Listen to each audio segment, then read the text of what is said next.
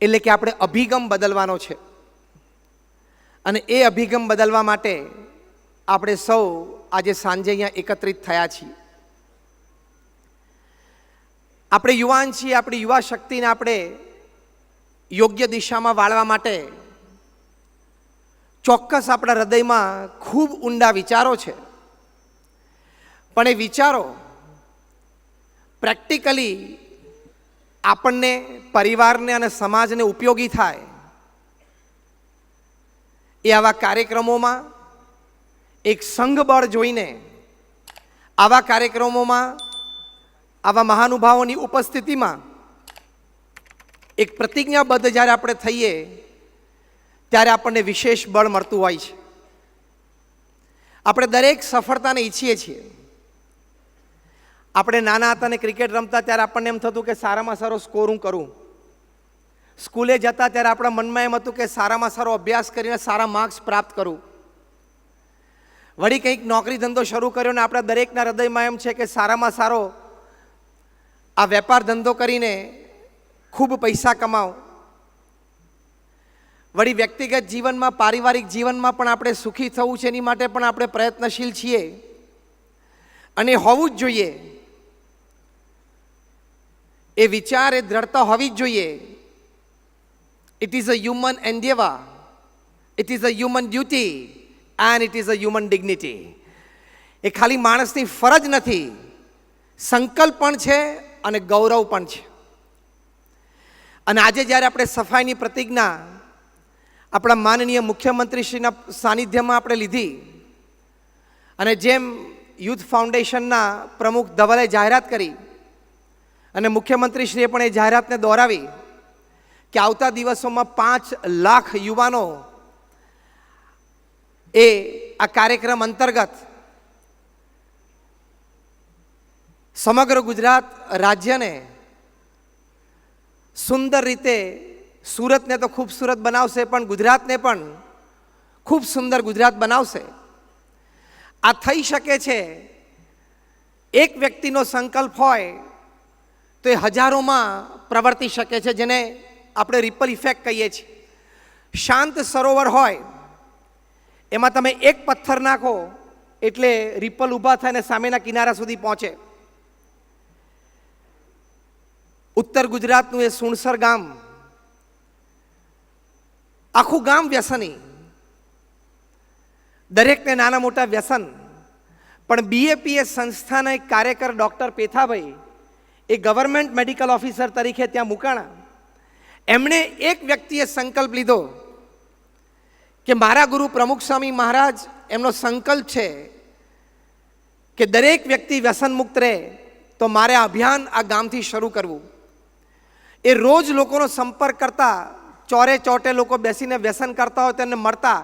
વળી કોક એમને અપમાન કરે, કોઈ ધૂતકારે, કોઈ ગણકારે નહીં, તો પણ એ એમને વાતો કરતા. ખૂબ શ્રદ્ધા રાખી તો લગભગ 2-3 વર્ષના ગાળામાં એ સમગ્ર ગામને આ એક વ્યક્તિ ડૉક્ટર પેથાભાઈએ સંપૂર્ણપણે નિર્વ્યસની કરી નાખ્યું.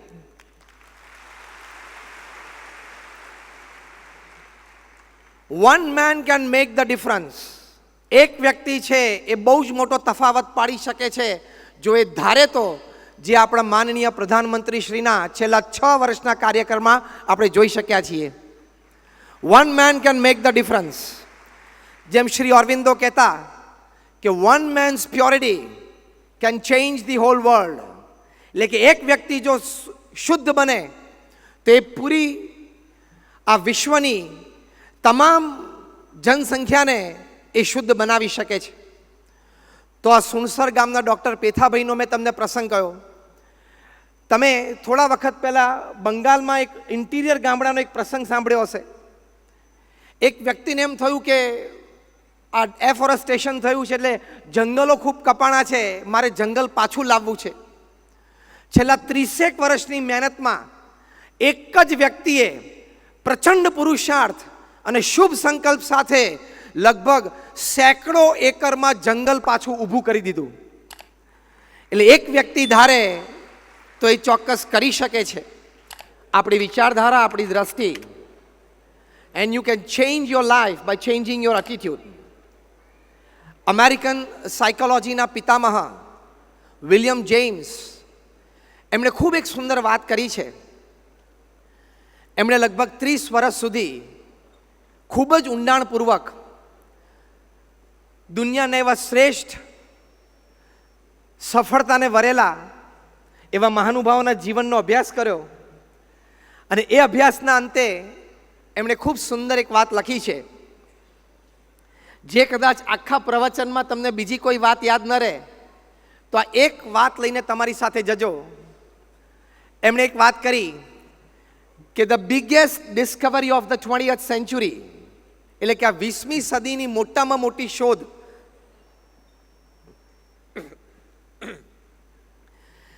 is that you can change your life by changing the attitude towards your life.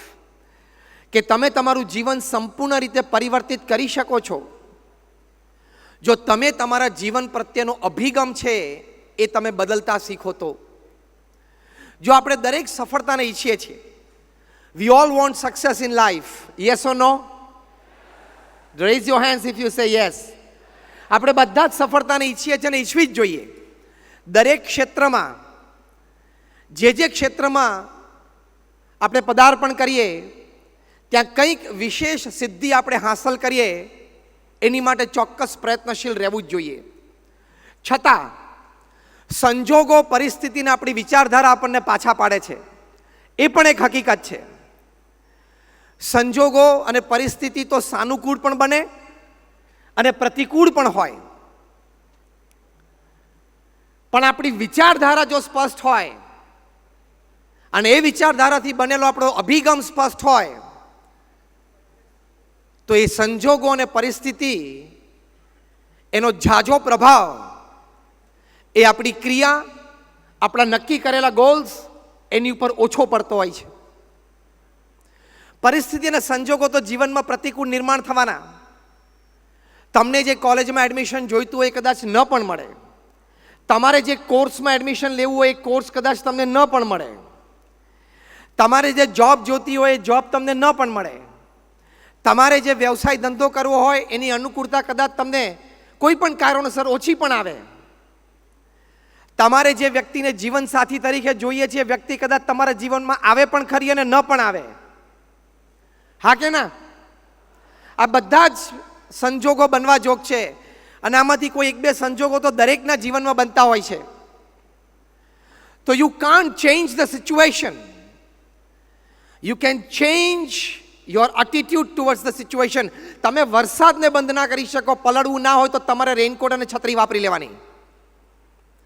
એમ સંજોગો અને પરિસ્થિતિ પ્રતિકૂળ હોય તો એ અનુકૂળ તો ધીમે ધીમે થશે, કદાચ વર્ષો પણ લાગે, પણ તમારે છત્રી અને રેઇનકોટ એટલે તમારી વિચારધારા એ સ્પષ્ટ હોવી જોઈએ, ઊંચી હોવી જોઈએ,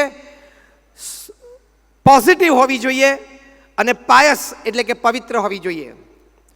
તો એ અભિગમ, એનાથી તમે સ્થિર રહી શકો છો, ધીર રહી શકો છો, સંતોષે યુક્ત રહી શકો છો.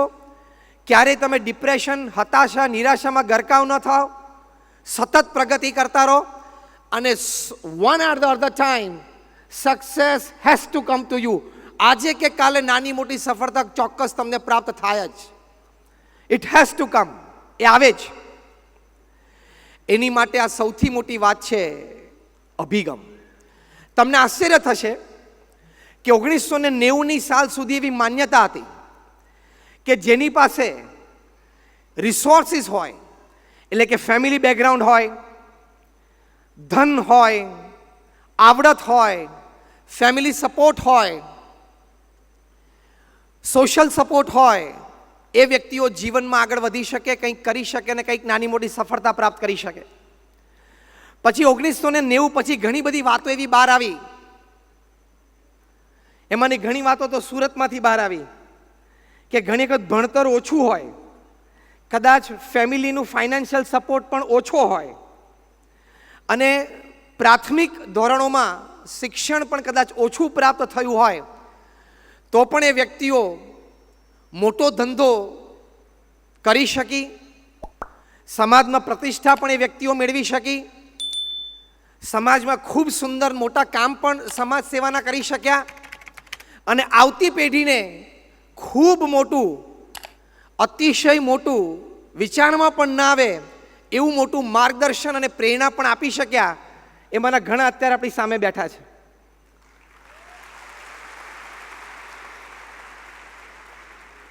આ બેઠા છે એ બધાને નાનપણથી, કદાચ તમે અહીંયા બેઠા છો એમાં 90% ને અત્યારે જે સવલતો અને વ્યવસ્થા છે એ નહોતા. ગોવિંદ કાકા વાત બરોબર છે? મથુરભાઈ, લાલજીભાઈ બરોબર છે ને? લવજીભાઈ, અહીંયા બેઠેલા 90% ને તમે જ્યારે એમના જેવડા હતા ત્યારે તમારી પાસે જે સવલતો, વ્યવસ્થા, અનુકૂળતા, સહકાર એ હતો એના કરતાં આ લોકો પાસે 90% પાસે ઘણો વધારે છે. બરાબર છે ને? તો you only have to decide if they can, I can. તમારે એટલો જ નિર્ણય લેવાનો છે કે આપણા વડીલો અહીંયા શહેરમાં છે એ આપણા કરતાં ખૂબ ઓછી સવલતોમાં નીતિમત્તા, પુરુષાર્થ, સવડા અભિગમો, પોઝિટિવિટી, સર્વેને સાથે રાખીને કામ કરવું, દરેક પ્રત્યે લાગણી, પ્રેમ, ભાવના, આવા સવડા અભિગમોથી આ કક્ષા સુધી પહોંચ્યા હોય તો આ શહેરમાં જ આપણી સમક્ષ આવા ઉત્તમ ઉદાહરણો છે, બીજે ક્યાંય બહાર લેવા જવાના નથી. એટલે આ વાક્ય તમે રિપીટ કરજો. If they can do, again, if they can do, એ લોકો કરી શકે છે તો આપણે પણ કરી શકીએ. વાત બરોબર છે ને? વાત બરોબર છે ને? પરફેક્ટ છે. એની જ માટે એક માસ્ટર કી તમને આજે અહીંયા આપવાની છે. બધા પાસે નાની મોટી સવલતો તો ઓછી વધતી હશે. તમારે ધંધો કરવો પણ હોય તો તમારી પાસે 25-50 લાખ કરોડ રૂપિયા ન પણ હોય, ન પણ થાય. તમારે ધંધો કરવો હોય ને કદાચ કોઈ પાર્ટનર મળે કે ન પણ મળે, હા, તમારી મહેનતની તૈયારી છે, નીતિમત્તાથી, પ્રામાણિકતાથી આગળ વધવું છે, એક વિચાર છે, તો હવે જે પરિબળ જોશે તમારે, જેના લીધે ઓછી સવલતો અને ઓછા સહકારથી પણ તમે આગળ વધી શકશો, એક જ મોટું પરિબળ છે. It is the master key, અને એ છે એટીટ્યુડ, એટલે કે અભિગમ. ફરી વખત અભિગમની વ્યાખ્યા સમજાવતો હું તમને સ્પષ્ટ કરું. કોઈ પણ વ્યક્તિ, કોઈ પણ પરિસ્થિતિ, એની હેપનિંગ ઓફ યોર લાઈફ, એમાં તમારો દ્રષ્ટિકોણ શું રહે છે એ તમારો અભિગમ છે. એ દ્રષ્ટિકોણ એ તમારો અભિગમ છે. કોઈ પરિસ્થિતિ કે કોઈ સંજોગ આપણને નબળા નથી પાડી શકતા, આપણા વિચારો પાડે છે, કારણ કે આપણે આપણા જીવનનું રિમોટ કંટ્રોલ એ પરિસ્થિતિના હાથમાં આપી દીધું. રોજ સવારે ઉઠીને આપણી જાતને, ભગવાનને પ્રાર્થના કર્યા પછી એટલું જ કહેવાનું છે કે હું કરી શકું, મારાથી થાય, મારી હિંમત રાખવાની છે, મારે સવડા અભિગમો રાખવાના છે, મારે પ્રયત્નશીલ રહેવાનું છે, મારે નીતિમત્તા રાખીને પુરુષાર્થ કરવાનો છે. આટલી ભાવનાઓ અને વિચારો સાથે તમે સવારની શરૂઆત કરો, in some or the other way success has to come to you. સિદ્ધિ આવી જ જાય તમારી પાસે. તો અમેરિકાના એક બહુ જ સારા લેખક જેફ કેલરે લગભગ 500થી પણ વધારે પુસ્તકો સફળતા વિષયક વાંચ્યા, 2000થી પણ વધારે આર્ટિકલ્સ સફળતા વિષયક વાંચ્યા, 2000થી પણ વધારે ઓડિયો કેસેટ્સ મેનેજમેન્ટ ગુરુઝની સાંભળી, અને દુનિયાના લગભગ 1000 સફળ વ્યક્તિઓ, ખાલી ધંધાની દ્રષ્ટિએ સફળ નહીં, ધંધા રોજગારમાં સફળ, પિતા કે માતા તરીકે સફળ, ભાઈ કે બહેન તરીકે સફળ, મિત્ર કે રિલેટિવ તરીકે સફળ, પડોશી તરીકે સફળ, બધી જ રીતે success in all walks of life, success in all Rolls of life, બધી રીતે સફળ એવી 1000 વ્યક્તિનો એમણે ખૂબ પ્રશ્નો પૂછીને ઇન્ટરવ્યૂ લીધા. આટલા સંશોધનો અને આટલા પુરુષાર્થ પછી 14 વર્ષ પછી એમણે આ વિચાર વ્યક્ત કર્યો કે હું જે આ 1000 સફળ વ્યક્તિઓને મળ્યો, દરેકને પ્રાથમિક સ્થળે સંજોગો, પરિસ્થિતિ તો અલગ અલગ હતા, પણ આ કક્ષાની સફળતા સુધી એ લોકો પહોંચી શક્યા. એની માટેનું એક કારણ, જેના તારણ ઉપર હું આવ્યો છું, એ છે એટીટ્યુડ. એટલે એમણે પુસ્તક લખ્યું, એટીટ્યુડ ઇઝ એવરીથિંગ. એટલે કે જે કંઈ છે તમારો અભિગમ, તમારો દ્રષ્ટિકોણ જ છે. આ પુસ્તક ન્યૂયોર્ક ટાઈમ્સમાં અમેરિકામાં લગભગ 60થી 65 વીક સુધી ટોપ સેલરમાં રહ્યું, એક વિશ્વ વિક્રમ થયો. આ પુસ્તકમાં 3 ભાગમાં એમણે સુંદર વાત કરી છે કે success begins in the head, so think right. અહીંથી સફળતાની શરૂઆત થાય છે, એટલે સ્પષ્ટ વિચારવું અને ઊંચું વિચારવું. બીજા ભાગમાં એમણે વાત કરી છે કે your words reflect your personality and character. તમે જે શબ્દ બોલો છો એ શબ્દ દ્વારા તમારું વ્યક્તિત્વ અને તમારા ચારિત્રની ઓળખ બીજાને થાય છે. So speak right, positive language propels you to heights. બહુ સુંદર વાક્ય લખ્યું છે કે હંમેશા પોઝિટિવ લેંગ્વેજ રાખવી, હંમેશા પોઝિટિવ લેંગ્વેજ રાખવી. ગોવિંદભાઈ અહીંયા બેઠા છે, એમના જીવનમાંથી એક સુંદર વાત જો આપણે શીખવી હોય તો એ નાનામાં નાની વ્યક્તિને તમે કહીને બોલાવે છે. એમણે આ નિર્ણય લીધેલો.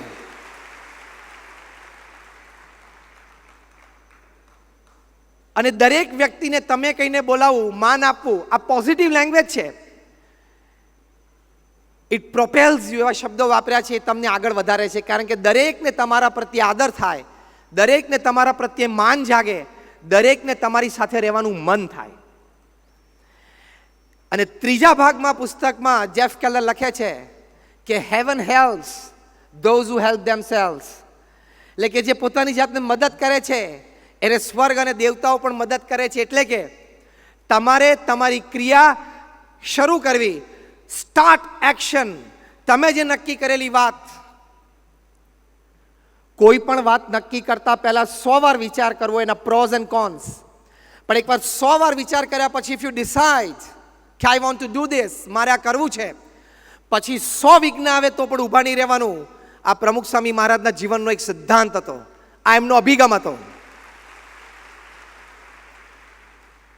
પ્રમુખ સ્વામી મહારાજ કાયમ આ વાત કરતા કે કોઈ પણ કામ શરૂ કરતા પહેલા 100 વાર વિચાર કરવાનો, પણ 100 વાર વિચાર કરીને આદરેલું કામ એ પછી 100 વિઘ્ન આવે તો પણ આદરેલું કામ ઊભું રાખવાનું નહીં.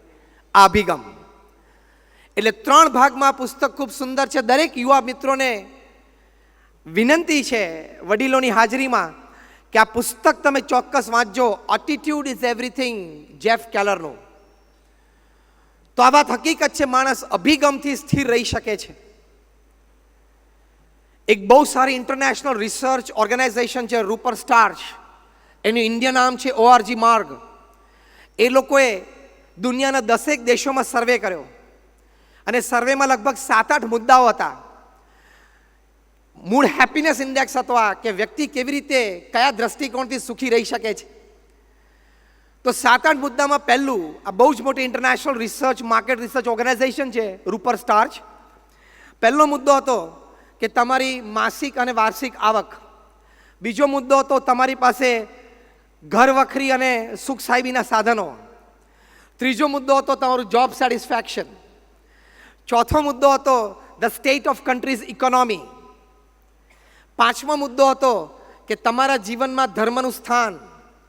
છઠ્ઠો મુદ્દો હતો કે તમારા પરિવાર અને મિત્રો જેની માટે તમને પ્રેમ અને આદર છે, અને જે લોકોને તમારી માટે પ્રેમ અને આદર છે એની માટે તમે કેટલો અને એની સાથે તમે કેટલો સમય વિતાવી શકો છો.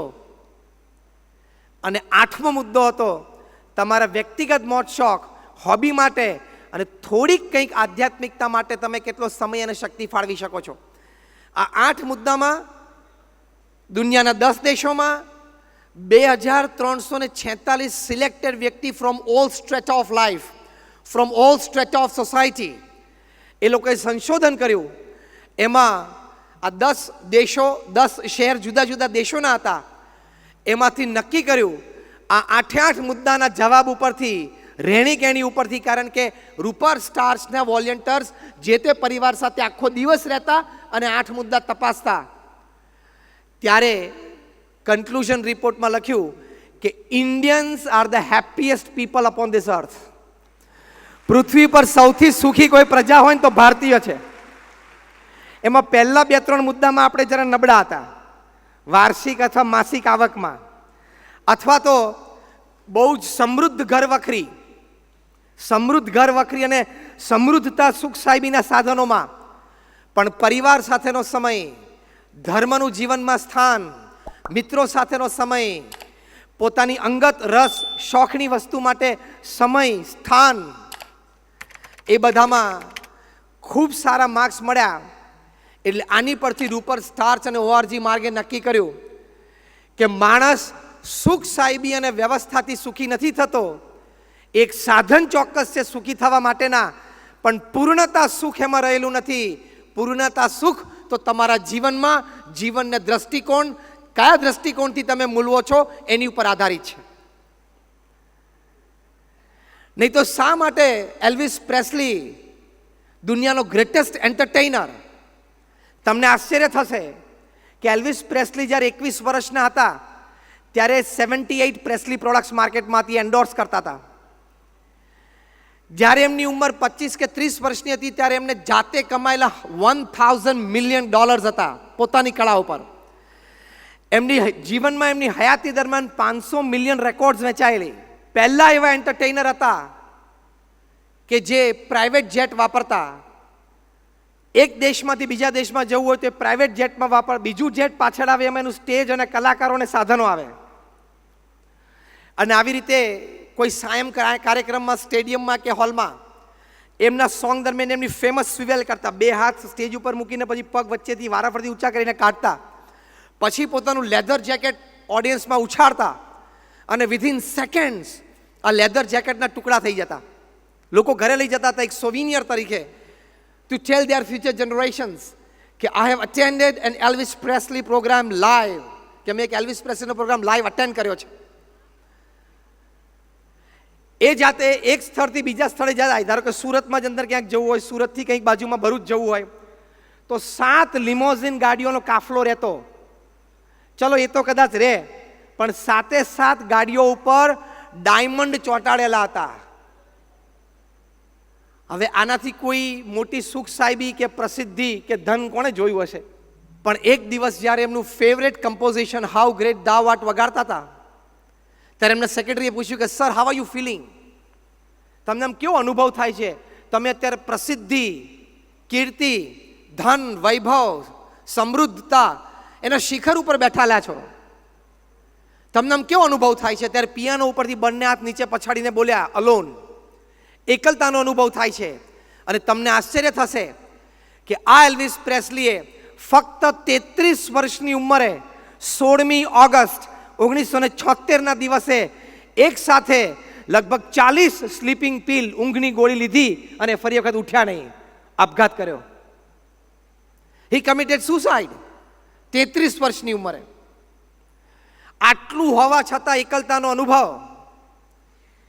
એટલે બહુ જ એક વાત સ્પષ્ટ થાય છે, કદાચ એલ્વિસ પ્રેસ્લી જેટલી પ્રસિદ્ધિ અને ધન પણ તમે પ્રાપ્ત કરશો, પણ જીવન જીવવાનો દ્રષ્ટિકોણ પ્રાપ્ત નહીં કર્યો હોય, the right attitude towards life and happenings in life, જીવન અને જીવનમાં બનતા પ્રસંગો એના પ્રત્યે સૌડો અભિગમ નહીં રાખ્યો હોય તો ચોક્કસ નાનો મોટો પ્રશ્ન તમારા જીવનમાં આવી શકે છે. એ હકીકત છે. તો આટલી જ્યારે વાત કરી આપણે કે અભિગમથી જીવનમાં આટલો બધો લાભ થાય છે, તો પહેલો સ્પષ્ટ લાભ, તમારો અભિગમ કોઈ પણ સંજોગોમાં સવડો ઊંચો અને પવિત્ર હશે ને, તમારા હૃદયમાં, આપણા દરેકના હૃદયમાં ભગવાને ખૂબ શક્તિઓ મૂકી છે, એ બધી જાગૃત થશે. ખૂબ સારા વિચારો આવશે જો તમે અભિગમ સવડો રાખ્યો. તમે જો પરિસ્થિતિથી મૂંઝાઈ ગયા, ગભરાઈ ગયા, પાછા પડી ગયા તો એક પડર આવી જશે, વિચારો અને ભાવનાઓ વ્યક્ત નહીં થાય. પણ તમે જો એક તે સ્થિર રહ્યા અને કે આ પરિસ્થિતિને પણ હું મૂલવી શકું છું, આ પરિસ્થિતિમાંથી પણ હું બહાર આવી શકું છું, આ પરિસ્થિતિમાંથી પણ હું કોક મારા લાભની વાત શોધી શકું છું, એવો જો અભિગમ રાખશો તો 10 રસ્તા એ પરિસ્થિતિમાંથી બહાર નીકળવાના તમને મળશે. 1983માં ભારતે ક્રિકેટ વર્લ્ડ કપ ઇંગ્લેન્ડમાં જીતેલો. એ વખતે આપણા ભારતના કેપ્ટન હતા કપિલ દેવ, અને વર્લ્ડ કપ જીતીને આવ્યા. તમારામાંથી ઘણા બધા યુવાનો તો કદાચ એ વખતે જન્મ્યા નહીં હોય. અમે તો એ વખતે 9મા ધોરણમાં હતા અને આ જીત ભારત દેશ માટે આંતરરાષ્ટ્રીય કક્ષાએ પહેલી એક મોટી વાત બનેલી, પહેલી ઘટના હતી આપણા દેશ માટે આવડી મોટી આંતરરાષ્ટ્રીય કક્ષાની. તો એનો આનંદ જે સમાજમાં તો એ પણ અમે બહુ નજરે જોયેલો, અનુભવેલો. પણ સામે જે વેસ્ટ ઇન્ડિઝ ટીમ હતી, 1975માં વર્લ્ડ કપ જીતી, 1979માં વર્લ્ડ કપ જીતી, 83માં પણ ફાઇનલમાં આવ્યા ને આપણી સામે હારેલા. એટલે વેસ્ટ ઇન્ડિઝ ટીમ એ વખતે ખૂબ પાવરફુલ હતી. કારણ કે અમે વેસ્ટ ઇન્ડિઝના કેપ્ટન ક્લાઇવ લોઇડ, એમની એક ફોર્મ્યુલા હતી, એક એટીટ્યુડ હતો, અભિગમ, કે કોઈ ઓલરાઉન્ડર ના જોઈએ ટીમમાં અને કોઈ સ્પિન બોલર ના જોઈએ. 6 બેટ્સમેન, 1 વિકેટ કીપર અને 4 પેસ બોલર. એટલે સવારનો પહેલો બોલ અને 90મી ઓવરનો દિવસના અંતે છેલ્લો બોલ બધા જ 90-95 માઇલ પર આવરની સ્પીડે પડવા જોઈએ. એટલે બેટ્સમેન ત્રાસી જવા જોઈએ, એને રિલેક્સેશન આપવાનું જ નહીં. એ એટીટ્યુડથી ક્લાઇવ લોઇડ રમતા અને ખૂબ 70 અને 80ના દાયકામાં એને ક્રિકેટ જગત ઉપર આ ટીમે રાજ કર્યું. બહુ જ પાવરફુલ ટીમ હતી. એ લોકોના openers Gordon Greenidge, Desmond Haynes, Viv Richards, Richie Richardson, Gus Logie, Jeff Dujon, Joel Garner, Colin Croft, Michael Holding અને એન્ડી રોબર્ટ્સ. એ લોકોને એમ થયું કે આ તો આપણે સૂતા હતા ને કંઈક લાફો વાગી ગયો.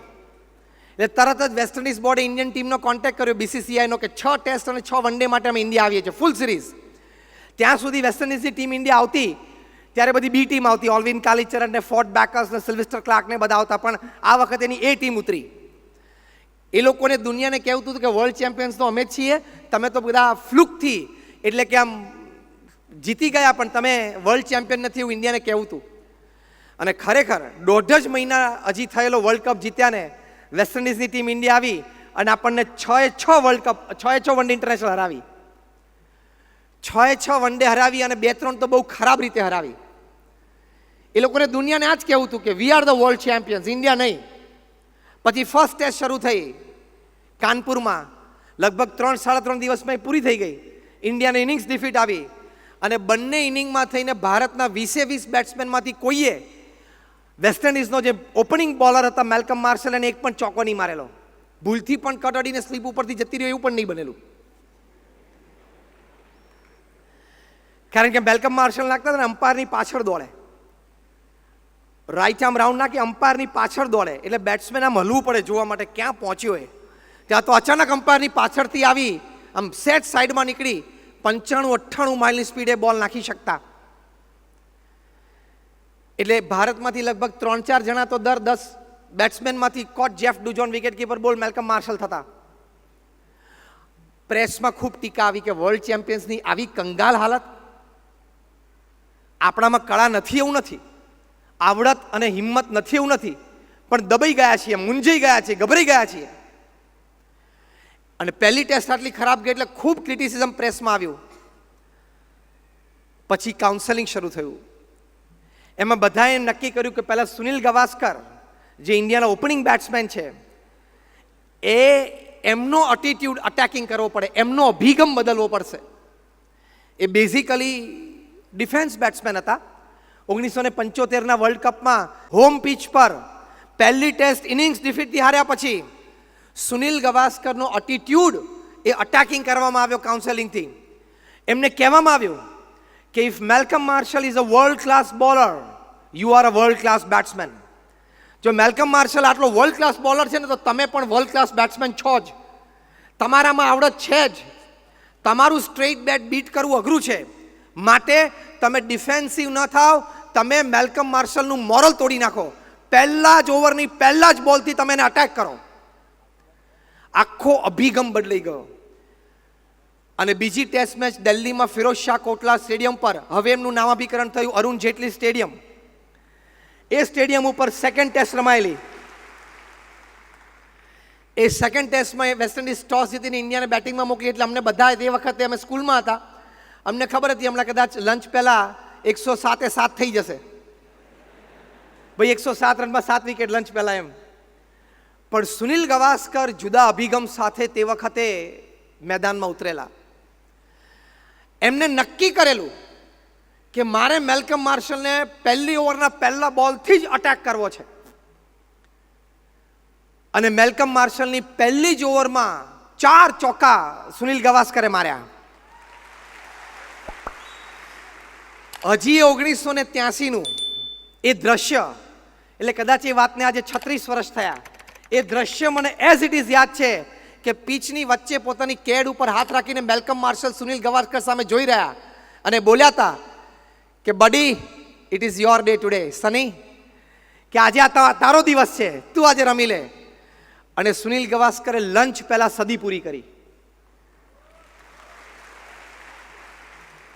વર્ષો પછી મેલ્કમ માર્શલે પોતાના જીવન ચરિત્રમાં સુનિલ ગાવસ્કરના આ અભિગમને વ્યક્ત કરતા, વર્ણન કરતા ખૂબ સુંદર વાત લખી છે. હું એ શબ્દશ નહીં અક્ષરશ બોલું છું. મેલ્કમ માર્શલે લખ્યું કે it is easy to steel the Taj Mahal from India then two bit the straight Bet of Gavaskar. કે ભારતમાંથી તાજમહેલ ચોરીને લઈ જવો ને એ સહેલો છે, પણ ગાવસ્કરના સ્ટ્રેટ બેટને બીટ કરવું ને એ અઘરું છે. હવે એના જ સુનિલ ગાવસ્કર હતા પહેલી 6 વન ડે ઇન્ટરનેશનલમાં અને પહેલી ટેસ્ટમાં, પણ એમનો અભિગમ બદલવામાં આવ્યો તો અંતરમાં રહેલી ઘણી બધી શક્તિઓ હિંમત રૂપે બહાર આવી.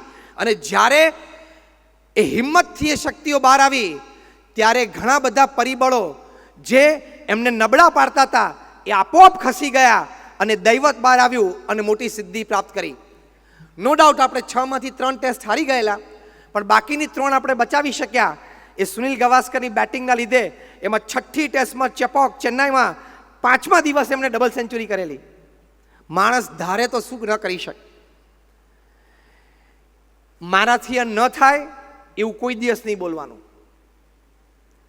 આ મારું કામ નહીં એવું કોઈ દિવસ વિચારવાનું નહીં.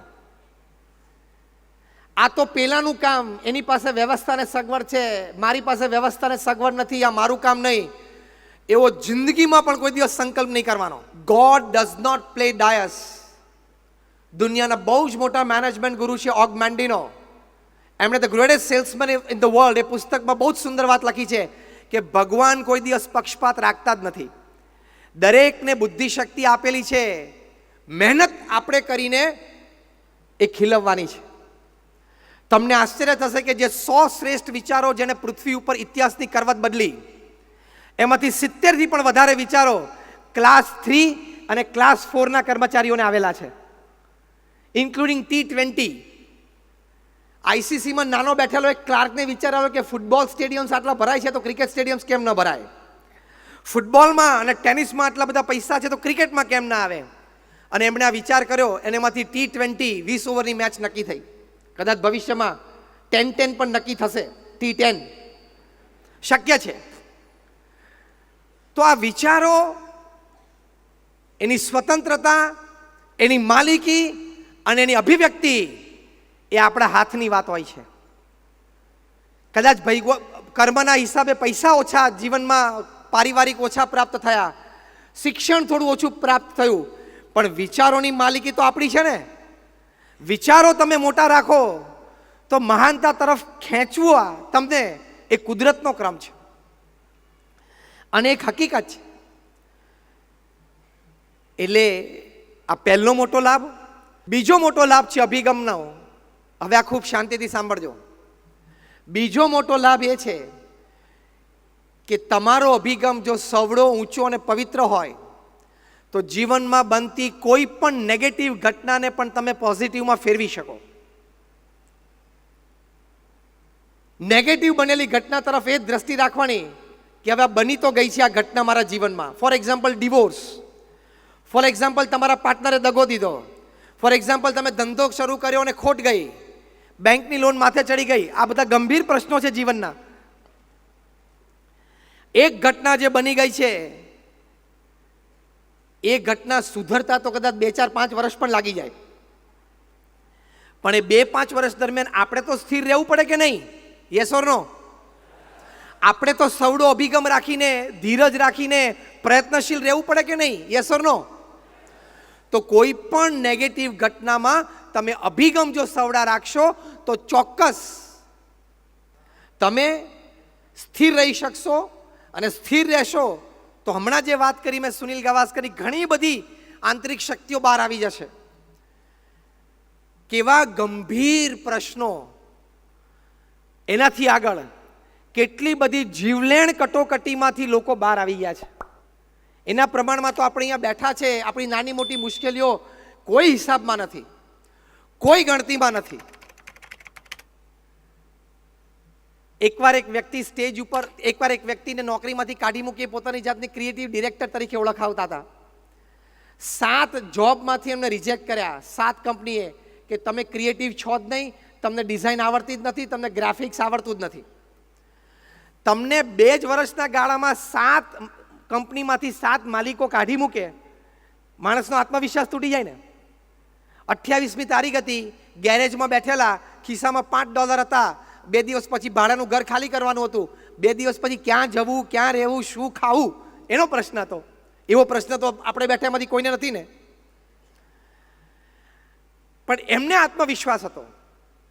જો એમનો અભિગમ એમના પ્રત્યે બદલાણો નહોતો, એમના અભિગમનું ઘડતર એના 7 જે કંપનીના માલિકો એમને કાઢી મૂકેલા એણે નહોતો કર્યો. ભલે એ લોકોએ મને કાઢી મૂક્યો, એ લોકો મને ન સમજી શક્યા, પણ મને આત્મવિશ્વાસ છે કે મારામાં ક્રિએટિવિટી છે જ. એ અગત્યની વાત છે.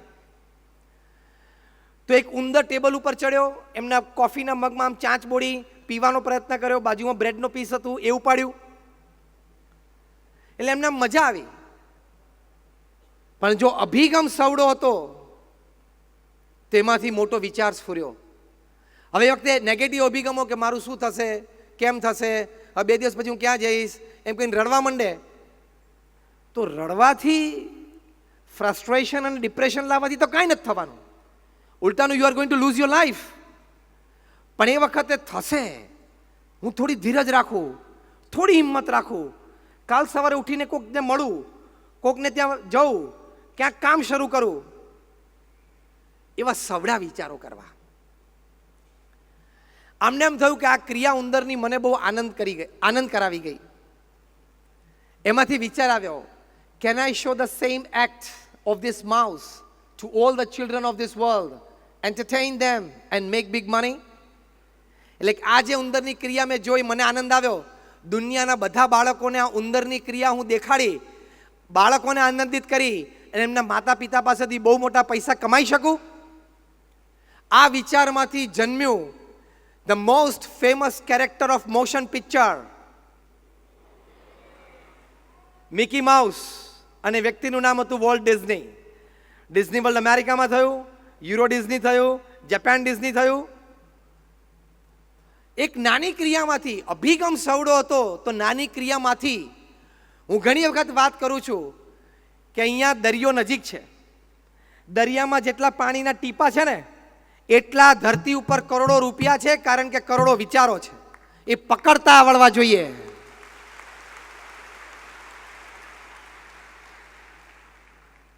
એ અભિગમ જો સવડો હોય તો વિચારો તમને પકડાશે.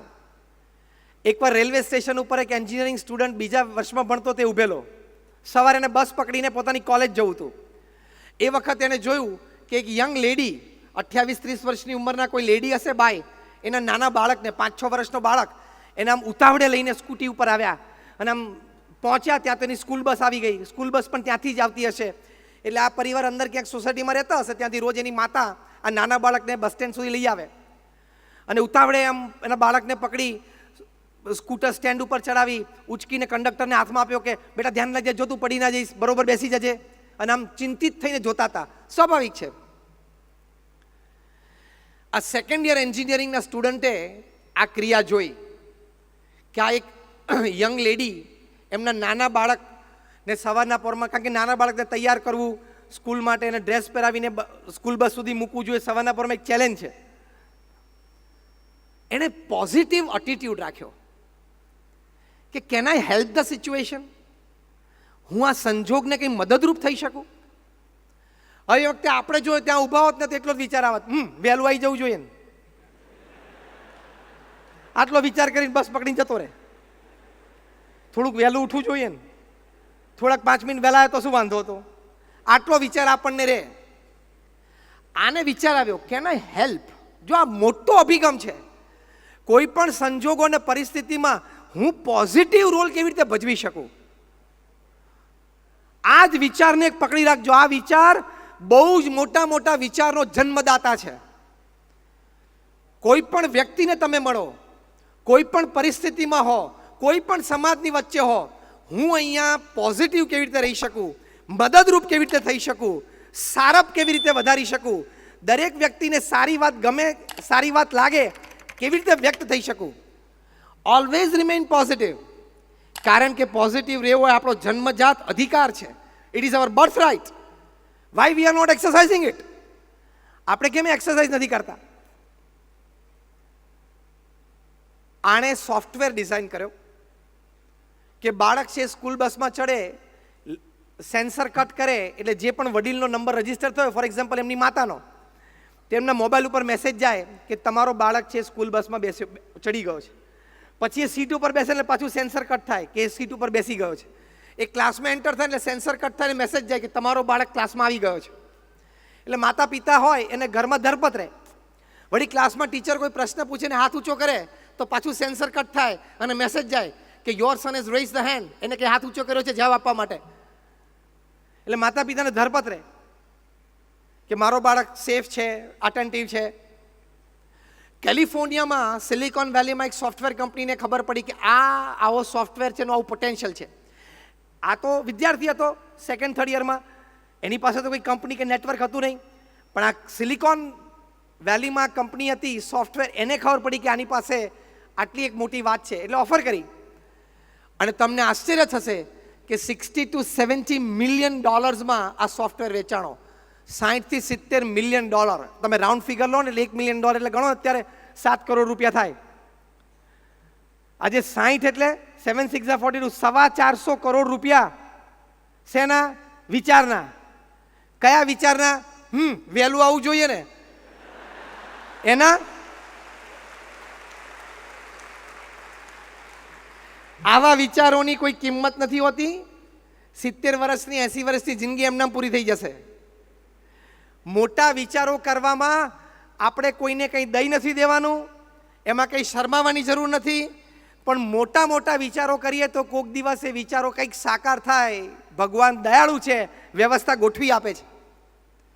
કેવા સંજોગો અને કેવા પરિસ્થિતિમાં આજે પ્રધાનમંત્રીશ્રીનો જન્મદિવસ છે, એ ખૂબ નિસ્વાર્થ ભાવે પુરુષાર્થ દેશ માટે કરી રહ્યા છે.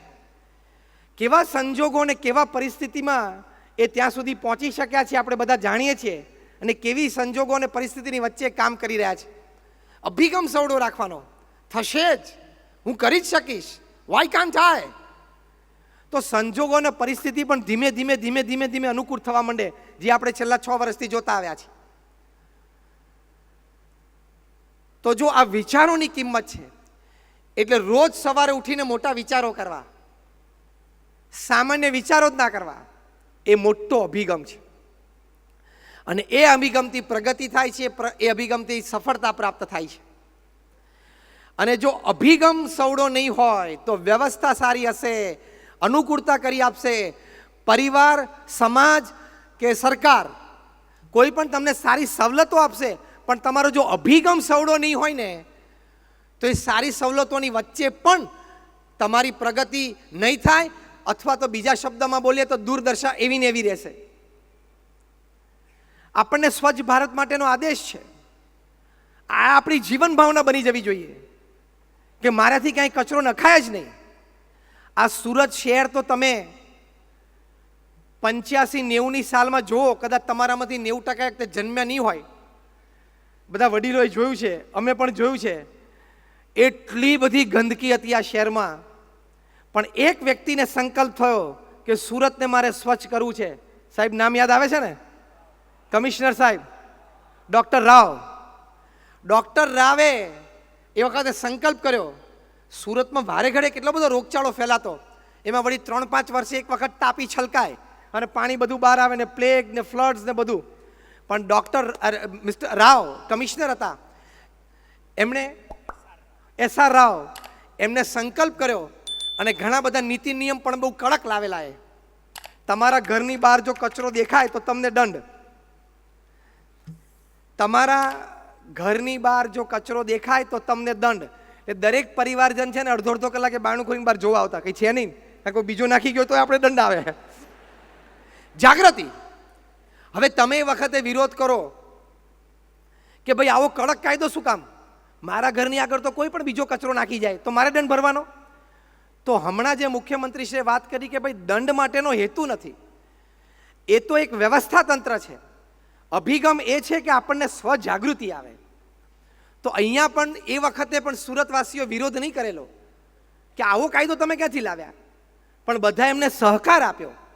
તો આજે સુરતની સ્વચ્છતા 85-90ની સાલની દ્રષ્ટિએ જુઓ તો કદાચ 500% અને 1000% કહેવાય એવી સ્વચ્છતા આજે છે. તમે આ પેઢીએ કદાચ એ વખતની દૂરદર્શા ઓછી જોઈ હશે, અમે તો જોયેલી છે.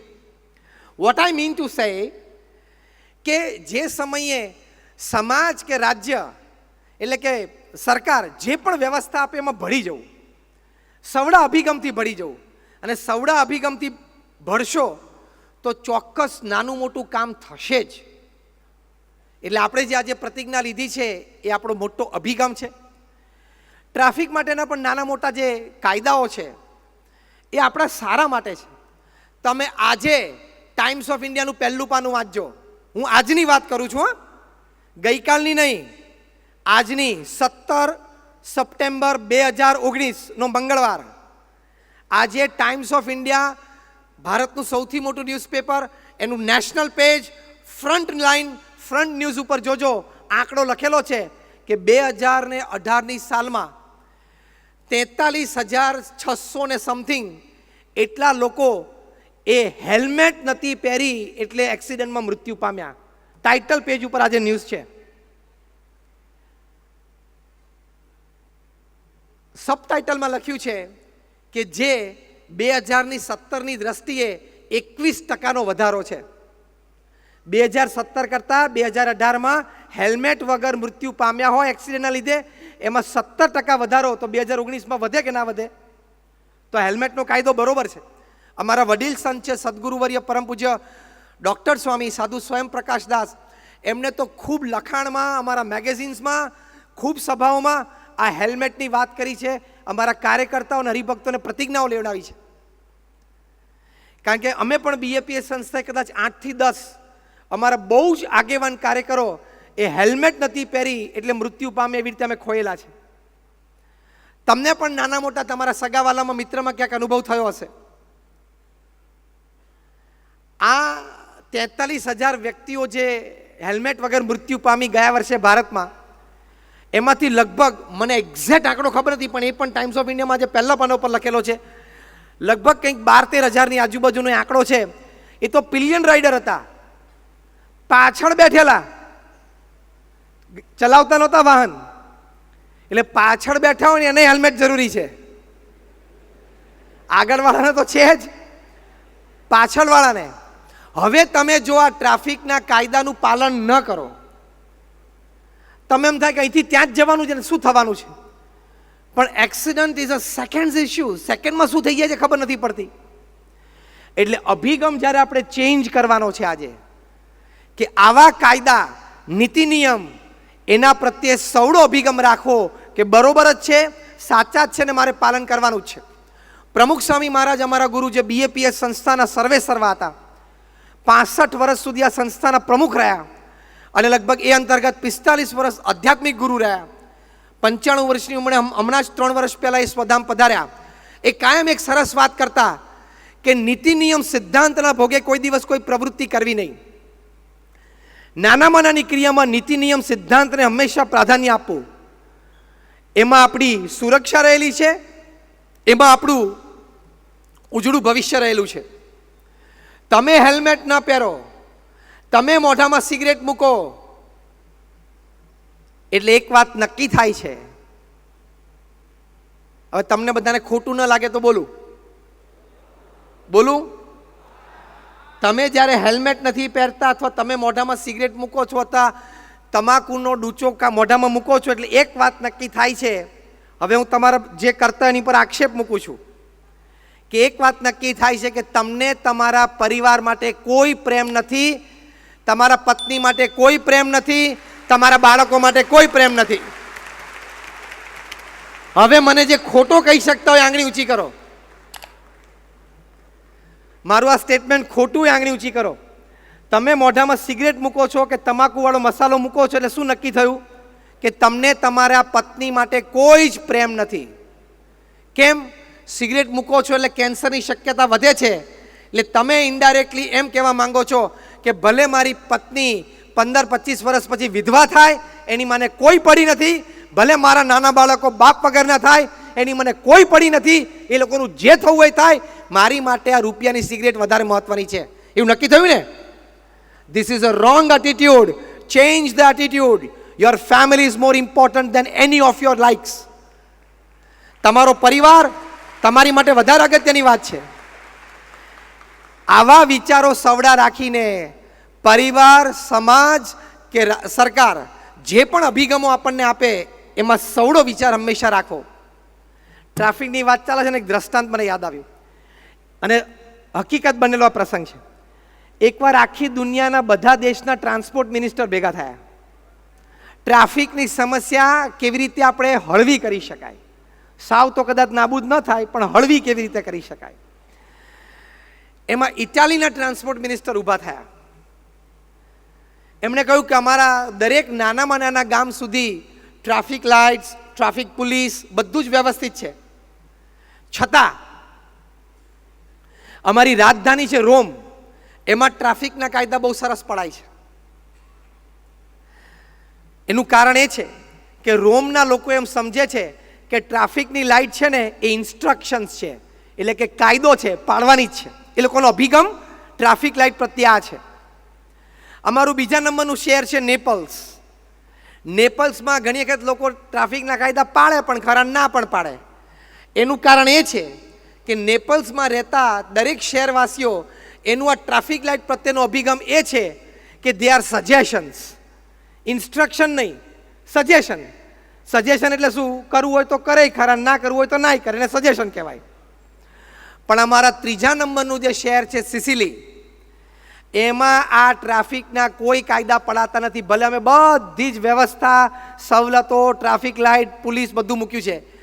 એનું કારણ એ છે કે અમારા આ શહેર સિસિલી, એના જે શહેરવાસીઓ છે એ લોકોનો અભિગમ આ ટ્રાફિક લાઇટ પ્રત્યે એવો છે કે ક્રિસમસ ડેકોરેશન છે, દિવાળીની લાઇટ છે. દિવાળી લાલ પીળી થયા કરે છે, એની રીતે લાલ પીળી થાય, આપણે આપણી રીતે ચાલો. અભિગમ વાત એક જ હતી, ટ્રાફિક લાઇટ. એના પ્રત્યે અભિગમ રોમમાં એમ હતો કે it is instruction, you have to follow. નેપલ્સમાં એમ હતું કે ઇટ ઇઝ અ સજેશન, કરવું હોય તો કરો, નહીં તો કાંઈ નહીં. અને સિસિલીમાં ક્રિસમસ ડેકોરેશન. એમ આપણે ટ્રાફિકના નિયમો, કાયદાને દ્રઢપણે પાળવા જોઈએ.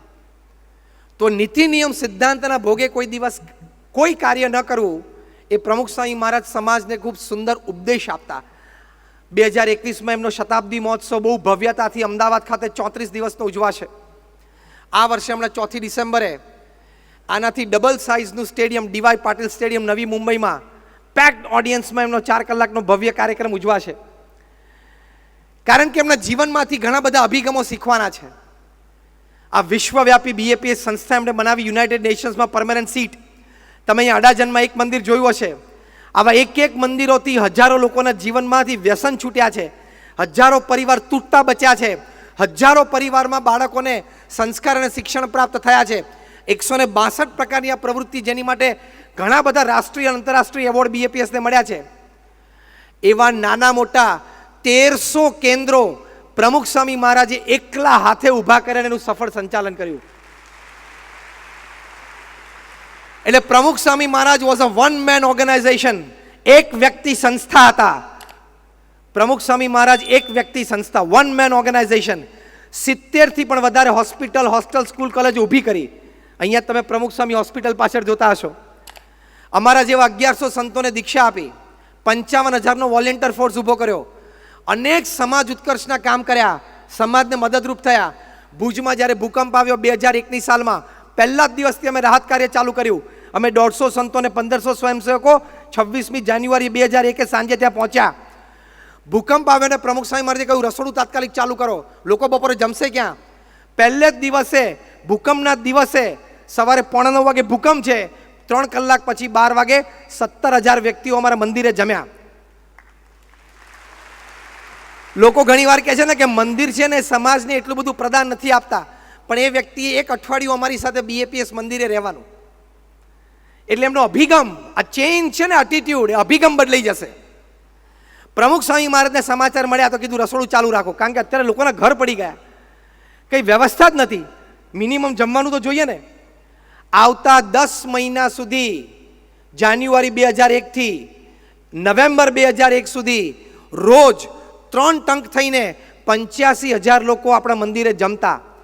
અને ચોથા દિવસે 30મી જાન્યુઆરીએ પ્રમુખ સ્વામી મહારાજે 800 ટનનું જહાજ જીવન જરૂરિયાતની મટીરિયલનું મુંબઈથી મુન્દ્રા પોર્ટ ઉપર મૂકી દીધું. અને અમે લોકો એક અઠવાડિયામાં 509 ગામોમાં વિતરણ કર્યું. પછી રિહેબિલિટેશન શરૂ થયું, પુનર્વસન. એમાં 9 ગામ દત્તક લીધા અને BAPSએ 2003 સુધીમાં 2 જ વર્ષમાં 1500 ઘર બાંધીને લોકોને આપ્યા. ખૂબ કામ પ્રમુખ સ્વામી મહારાજે કર્યું.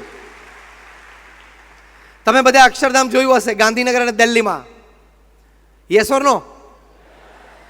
ત્યાં જવાથી લોકોના અભિગમ કેટલા બદલાય છે. હું તમને એક નાની ઘટના કહું. આવી ઘટનાઓ રોજ 15-25ની સંખ્યામાં બને છે. પહેલાં અમે યાદ રાખી શકતા હતા, હવે તો એટલી બધી ઘટનાઓ બને છે અમે યાદ નથી રાખી શકતા. પણ 2006ની એક ઘટના કહું. 2005થી દિલ્હી અક્ષરધામ ઉદ્ઘાટિત થયું. આજ સુધીમાં રોજ 17,000ની એવરેજ આવી અમારે. People change their life for the better. લોકોનું જીવન પરિવર્તન ત્યાં થાય છે. જનરલ વિઝિટર્સ બુક અમે રાખીએ છીએ. કોઈ પણ વ્યક્તિ ત્યાં કંઈ લખી શકે, સજેશન આપી શકે, ટીકા કરવી હોય તો એ પણ લખી શકે, કારણ કે એમાંથી આપણે શીખવાનું છે, સુધારવાનું છે. 2006ની સાલમાં એક વ્યક્તિએ લખેલું कि मैं हरियाणा के एक छोटे से गांव में से आता हूं, मेरी उम्र 50 साल की है, मैं अपने गांव में साइकिल में दूध के कैन लेके घर घर जाके दूध बांटता हूं. જેમ આપણા ગામડામાં સાયકલમાં 2 કેન લઈને दूध घरे घरे आपका जाए ना, हमारे गांव में कुल 70-80 घर हैं, हम 3 दूध वाले हैं. मैं मेरे जीवन में ऐसे बड़े शहर दिल्ली में सिर्फ 2 दफा आया हूं. एक बार कोई हमारे गांव में बड़े घर में शादी थी तो मैं बारात में आया था. दूसरी दफा मैं अभी आया, किसी ने कहा चलो दिल्ली में अक्षरधाम देखने के लिए चलते हैं, इसलिए हम सब आए. यहाँ दिल्ली में अक्षरधाम देखा, प्रदर्शनी सब देखी, बहुत प्रेरणाएं मिली. तो आज से मैं प्रतिज्ञा लेता हूं कि मैं अपने दूध में पानी नहीं डालूंगा. Change attitude. જીવન અને વેપાર પ્રત્યેનો અભિગમ જ બદલાઈ ગયો અક્ષરધામની વિઝિટથી. એણે જેને બીજા 2 દૂધવાળાને વાત કરી, એ લોકોએ પણ પ્રતિજ્ઞા લીધી. એટલે ઘણી વખત અમે હસતા હસતા કહીએ છીએ કે હરિયાણાનું એક નાનું એવું ગામડું, 80 જ ઘરનું, એમાં બધા સારું દૂધ પીવે છે પાણી વગરનું, એ અક્ષરધામના લીધે. એટલે એક દૂધવાળાને પણ જો એનો અભિગમ એ વિચારથી બદલી શકે છે, તો આપણે તો બધા શહેરવાસીઓ છે, ભણેલા ગણેલા છીએ, સારા પરિવારોમાંથી આવીએ છીએ, આપણને મા બાપના સંસ્કાર છે, તો આપણે આપણા અભિગમો જીવનમાં પવિત્ર અને ઊંચા કેમ ન રાખી શકીએ? એમાંથી કેટલું મોટું પરિવર્તન આવી શકે. So you can change your life by changing the attitude towards your life. એટલે અભિગમ હંમેશા સવડાને ઊંચા રાખવા. છેલ્લે પ્રમુખ સ્વામી મહારાજના જીવનમાંથી હું તમને થોડાક અભિગમો શીખવાડું. તમને બહુ આનંદ થશે કે દરેક પરિસ્થિતિમાં કેવી રીતે સ્થિર રહી શકતા. કારણ કે આટલી મોટી સંસ્થા ચલાવવી, આટલા બધા સ્વયંસેવકોને સંતોને ચલાવવા, તમારે 2 જ સંતાનો હોય ને તો ઉછેરીને મોટા કરવા હોય ને ત્યાં સુધીમાં તો 20-20 વર્ષના થાય ને ત્યાં સુધીમાં મા બાપ બંને વખત હાથ પછાડીને 10 વખત બોલી ગયા હોય કે આના કરતા તો તું ઘણા બધા ડેશ ડેશ ડેશ. તો દુનિયાની પ્રથમ 10માંની એક આ સંસ્થા BAPS અને વિશ્વવ્યાપી બનાવી, ચોક્કસ અભિગમો સાથે એ જીવન જીવ્યા. પહેલો અભિગમ, પરિસ્થિતિ તમારી ઉપર સવાર ન જ થવી જોઈએ. પ્રમુખ સ્વામી મહારાજ ન્યુયોર્કમાં હતા, રૂમ નાનો હતો, કારણ કે થોડા વર્ષો પહેલાં બંધાયેલો હતો. કોઈએ કહ્યું કે સ્વામી રૂમ બહુ નાનો છે. પ્રમુખ સ્વામી તરત બોલ્યા, નાનો રૂમ હોય ને એ સારો, પાવર ઓછો બળે. એક જ અઠવાડિયા પછી પ્રમુખ સ્વામી મહારાજ ટોરન્ટોમાં હતા, ત્યાં રૂમ નવો બંધાયેલો હતો. એમનો ઉતારો નિવાસસ્થાન એ સ્પેશિયસ હતો, મોટો હતો. એ જ વ્યક્તિએ કીધું કે સ્વામી રૂમ થોડો મોટો સરસ છે. પ્રમુખ સ્વામી તરત બોલ્યા કે મોટો રૂમ હોય તો સારું, વધારે લોકો બેસી શકે. નાનો રૂમ પણ સારો અને મોટો રૂમ પણ સારો. અહીંયા સારપ હોવી જોઈએ. સિચ્યુએશન, પરિસ્થિતિ તમારા મન ઉપર હાવી ના જ થવી જોઈએ. પ્રમુખ સ્વામી મહારાજના જેટલા સન્માનો થયા છે ને, એટલા જ અપમાનો કોઈ અજ્ઞાત લોકોએ ગેરસમજથી કરેલા છે. બંને પરિસ્થિતિમાં પ્રમુખ સ્વામી મહારાજને અમે સ્થિર જોયા છે. 1985માં લંડનમાં QPR ફૂટબોલ સ્ટેડિયમમાં 35,000ની જનમેદની વચ્ચે પ્રમુખ સ્વામી મહારાજની સુવર્ણ તુલા થયેલી. સુવર્ણથી એમને જોખવામાં આવેલા. એ બધું જ સુવર્ણ પ્રમુખ સ્વામી મહારાજે મધ્ય ગુજરાતમાં કોઈ મેડિકલ કોલેજ હતી નહીં એટલે કરમસદ મેડિકલ કોલેજ માટે આપી દીધું અને 85ની સાલમાં મેડિકલ કોલેજ ઊભી થઈ ગઈ. આટલું ભવ્ય સન્માન, અહીં તો આ પ્રસંગ અડધો છે, આટલું ભવ્ય સન્માન આજથી 35 વર્ષ પહેલાં લંડનમાં ફૂટબોલ સ્ટેડિયમમાં જેનું થયું હોય, 24 કલાક નથી થયા અને એક વ્યક્તિ પ્રમુખ સ્વામી મહારાજ પાસે આવી અને એમને અભિગમ એવો હતો કે તમે યુવાનોને દીક્ષા આપો છો, ભણેલા ગણેલા ડૉક્ટર્સ હોય, ચાર્ટર્ડ એકાઉન્ટન્ટ્સ હોય, એન્જિનિયર્સ હોય, એને તમે દીક્ષા આપો છો તો ભવિષ્યમાં સમાજમાં એન્જિનિયર ડૉક્ટરની ખોટ પડશે. અલા જેટલા છે એટલાને તો પહેલાં નોકરી આપ. અને પ્રમુખ સ્વામી મહારાજને 2 ફાર્મ ખખડાવવા માંડ્યા. હવે એના દીકરાને તો દીક્ષા આપેલી જ નહીં, એનો દીકરો કે લીધો નહોતો. પ્રમુખ સ્વામી બોલી શક્યા કે ભાઈ તમારે આની સાથે શું નિસ્બત છે. પ્રમુખ સ્વામી મહારાજ સાંભળી રહ્યા, બાજુમાં મારા વડીલ સંત હતા પૂજ્ય વિવેક સાગર સ્વામી, એમને રોકવાનો પ્રયત્ન કર્યો. સ્વામીએ એટલે કે પ્રમુખ સ્વામીએ વિવેક સાગર સ્વામીને રોક્યા. સ્વામી કે એમને જે બોલવું છે ને બોલી લેવા દો. લગભગ 15-20 મિનિટ સુધી પ્રમુખ સ્વામી મહારાજને ખખડાવ્યા. તમે આ કલ્પના કરો, 24 કલાક પહેલાં તમારું ભવ્ય સન્માન QPR સ્ટેડિયમ ઉપર થયું હોય અને એ પણ સુવર્ણ તોલા, સામાન્ય 2-4 હાર પહેરાવે એવું નહીં, અને બીજે દિવસે તમારું આવું અપમાન કોઈ વ્યક્તિ કરે આટલા વ્યક્તિઓની હાજરીમાં અને તમે સ્થિર રહી શકો, એક શબ્દ બોલો નહીં. પેલી વ્યક્તિએ બોલવાનું પૂરું કર્યું.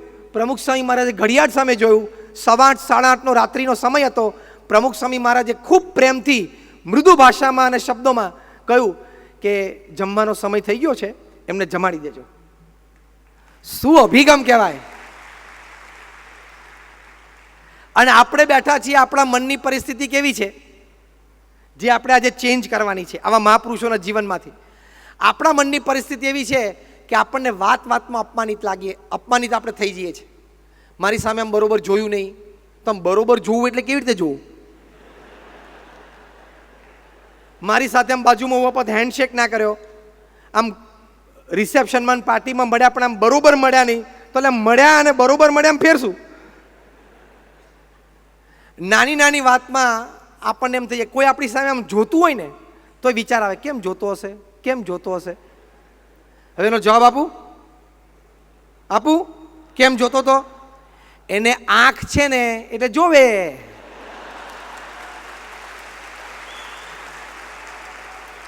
એમાં તારે લાંબા વિચારો કરવાની જરૂર નથી. તો કે ના, એ તો 4થી ને 5મી વાર જોતો હતો, 4થી ને 5મી વાર તો આમ જોતો હતો, તું વચ્ચે આવી ગયેલો. આપણું માઇન્ડ એટલું વીક થઈ ગયું, એટલું ચીપ થઈ ગયું, એટલું મીન થઈ ગયું છે કે આપણે નાની નાની વાતમાં અપમાનિત અનુભવીએ છીએ આપણી જાતને. એ સાચો અભિગમ નથી. અને કદાચ આ કક્ષાનું અપમાન તો આપણે જોવાના જ નથી, પણ કદાચ થાય તો પણ તમે આવા મહાપુરુષોના જીવનમાંથી જુઓ કેટલા સ્થિર રહી શકે છે. આવા તો એક નહીં, પ્રમુખ સાહેબના જીવનમાં ઘણા બધા પ્રસંગો છે, ઘણા બધા મહાપુરુષોના જીવનમાંથી છે. ગાંધીજીને એક વખત 3 પત્ર ભરીને કોકે ગાળનો પત્ર લખ્યો, 3 પાના ભરીને ખૂબ ગાળો લખી. ગાંધીજી આખો પત્ર વાંચ્યો, પછી એ 3 પાનાને બીડતી ટાંકણી એ એમણે બહાર કાઢી લીધી, પત્ર ફાડીને બાજુ પર મૂકી દીધો, ટાંકણી જે બોક્સમાં મૂકવી હતી એમાં મૂકી દીધી અને બીજો પત્ર વાંચવા માંડ્યા. મહાદેવભાઈ દેસાઈ આ પત્ર વાંચી લીધેલો પહેલાં, એમના સેક્રેટરીએ. એમને રિએક્શન જોવું હતું ગાંધીજીનું કે આ પત્ર ગાંધીજી વાંચે તો ચહેરા ઉપર કેવો ભાવ આવશે. અને પત્ર લખનાર પરિચિત વ્યક્તિ હતા. ગાંધીજીના ચહેરા ઉપર કોઈ ફેરફાર નહીં. મહાદેવભાઈ દેસાઈએ પૂછ્યું એમના અંતેવાસી સેવક કે તમને આવી ગાળો લખી 3 પાના ભરીને, તમે દેશ માટે આટલી નિસ્વાર્થ સેવા કરો છો, તમારું બેરિસ્ટર પદ મૂકી દીધું અને છતાં તમને આવી ગાળો લખે છે, તમને દુઃખ ના થયું?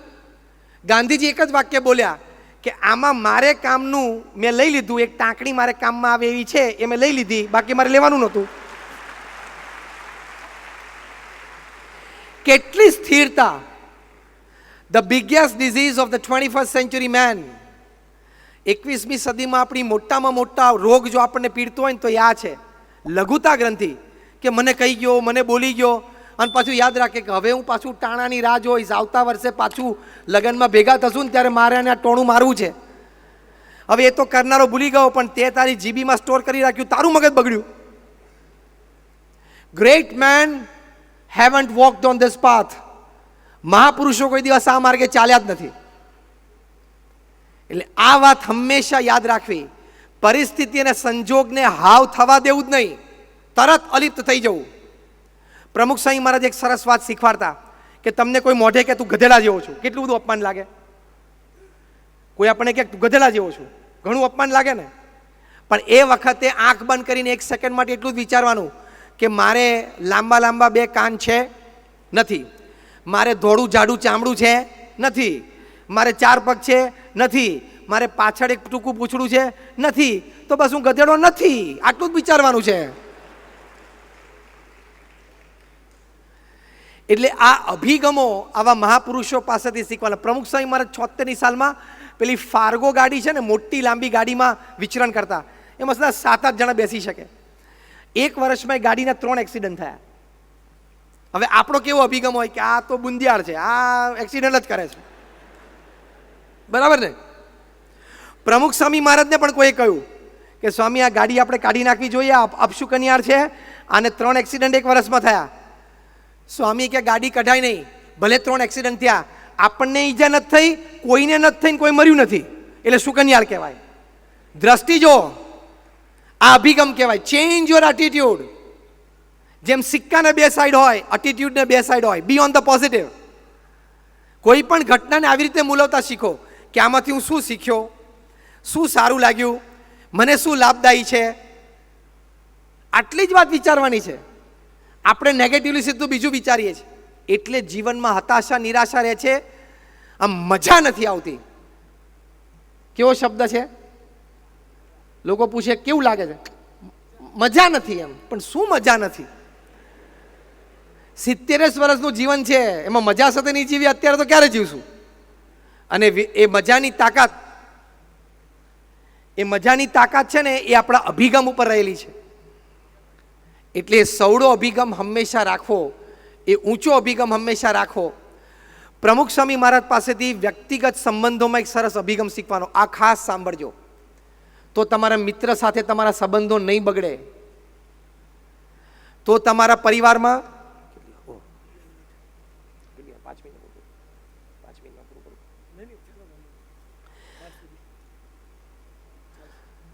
તમારા મિત્રો સાથે, પરિવારજનો સાથે તમારા સંબંધો નહીં બગડે. પ્રમુખ સ્વામી મહારાજ 1984માં યુરોપમાં હતા, બેલ્જિયમમાં. ત્યાં ડૉક્ટર શાહના ઘરે એમનો ઉતારો હતો. એમણે બહુ સરસ પ્રશ્ન પૂછ્યો કે અમે કોઈ વ્યક્તિની નેગેટિવ વાત અમારા મનમાં આવે જોઈએ, પછી આખી જિંદગી એ વ્યક્તિને અમે એવી રીતે જ જોઈએ છીએ કે આ આવો. ડૉક્ટર શાહે પ્રમુખ સ્વામી મહારાજને પૂછ્યું કે તમે તો હજારોના સંપર્કમાં આવો છો, હજારો વ્યક્તિની પોઝિટિવ નેગેટિવ જાણો છો, છતાં પણ અમે જોયું છે કે એ વ્યક્તિને તમે ફરી વખત મળો તો પ્રેમથી મળી શકો છો, લાગણીથી મળી શકો છો, અને અમે તો એ જ ચશ્મા પહેરી લઈએ કે આવો. 10 વર્ષ પછી એ સુધરી ગયો હોય, કંઈક સારું કામ કર્યું હોય, એના કોઈ વખાણ કરતું હોય, અને આપણી પાસે આવીને સારી વાત કરે તો આપણે શું કહીએ?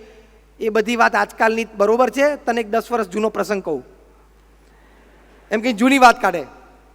પ્રમુખ સ્વામી મહારાજ એક સુંદર વાત કરી. એટલે જ અમારા સંતોમાં આદિવાસીના વિસ્તારમાંથી ઉછરીને આવેલા પણ છે, હાર્વર્ડ યુનિવર્સિટીમાંથી MBA થયેલા પણ સંતો છે. એ ફૂલ રેન્જ સાથે પ્રમુખ સ્વામી મહારાજ કામ કરી શક્યા. બહુ જ સુંદર ઉત્તર આપ્યો. આ ઉત્તર બધા ઘરે લઈને જજો. પ્રમુખ સ્વામી મહારાજે કહ્યું કે જે વ્યક્તિઓ સાથે આપણે જીવનભર કામ કરવાનું છે અને જીવનભર રહેવાનું છે, એ જે 15-25 વ્યક્તિઓ છે, એ વ્યક્તિઓને આપણે આપણા જીવનમાં સંપૂર્ણપણે સ્વીકારી લેવાની. પછી એમાં 99 અવગુણ હોય તો એ અવગુણ નહીં જોવાનો, અને એક ગુણને જ આગળ રાખીને એની સાથે સંબંધ અને કામ કરવાના. કારણ કે તમે નક્કી કર્યું છે કે આ 25 વ્યક્તિ મારા જીવનમાં કાયમ રહેવી જ જોઈએ. વેન યુ હેવ ડિસાઇડેડ, તમારા મોબાઈલમાં 500 નંબર હશે, 1000 હશે, 2000 હશે, 5000 નંબર પણ કોઈના મોબાઈલ હેન્ડસેટમાં હશે, પણ એમાંથી તમારે 25-50 વ્યક્તિઓ જુદી કાઢવાની કે આ 25-50 વ્યક્તિઓ મને મારા જીવનમાં મારા સુખ માટે મારી ગરજે મારે રાખવી છે. મારી ગરજ આ 50 વ્યક્તિઓને મારે મારા જીવનમાં રાખવી છે. કારણ કે એનો સંગ મારે જોઈએ છે. એ 50 વ્યક્તિઓ પ્રત્યે કોઈ પણ પ્રકારનો અભાવ, એ એટીટ્યુડ રાખવાનો જ નહીં. એ 50 વ્યક્તિઓ કાયમ માટે તમારી માટે સાચી જ છે, સારી જ છે અને પ્રેમાળ જ છે. You have to make your mind believe it. તમે તમારા મગજને વારે વારે કહેવાનું કે આ 50 વ્યક્તિઓ જે મેં નક્કી કરી છે મારા જીવનમાં એ સાચી ને સારી છે. તો આ અભિગમો છે, એનાથી વ્યક્તિ સુખી રહી શકે છે. એટલે મેં તમને વ્યક્તિ સંબંધી, પરિસ્થિતિ સંબંધી અભિગમો શીખવાડ્યા. અને ત્રીજો અભિગમ છે એ તમારો કામ પ્રત્યેનો અભિગમ. પ્રમુખ સ્વામી મહારાજ એક સુંદર સૂત્ર કહેતા, જેમના જીવનમાં મેં જોયું છે. એ પોતે કહેતા, આળસની વ્યાખ્યા કરતા. પ્રમુખ સ્વામી મહારાજ કહેતા કે તમને જો એમ વિચાર આવે કે આ કામ હું 2 મિનિટ પછી કરું, એ આળસ છે.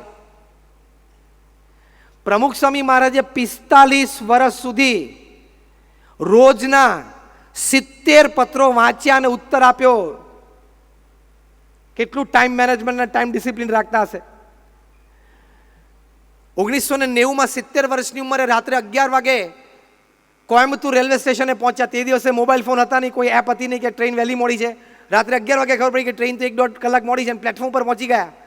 આખા દિવસના પરિશ્રમ પછી રાત્રે 11 વાગે પ્રમુખ સ્વામી મહારાજે 1990માં 70 વર્ષની ઉંમરે કોયમ્બતુર રેલવે સ્ટેશન ઉપર ત્યાં બેઠા બેઠા 30 થી 35 પત્રો વાંચ્યા અને એનો ઉત્તર લખી કાઢ્યા. ટાઈમ, કામ પ્રત્યેનો અભિગમ. પ્રમુખ સ્વામી મહારાજને એક ડેન્ટિસ્ટ પાસે બોમ્બેમાં અપોઇન્ટમેન્ટ હતી. ક્લિનિક પર પહોંચ્યા અને ત્યાં ડેન્ટિસ્ટે કીધું, સ્વામી 2 જ મિનિટ જરા આગલા પેશન્ટને પતાવી લઉં. સ્વામી કે શાંતિથી એની પર કામ કરો, અમે બેઠા છીએ. કે ના ના સ્વામી 2 જ મિનિટ છે.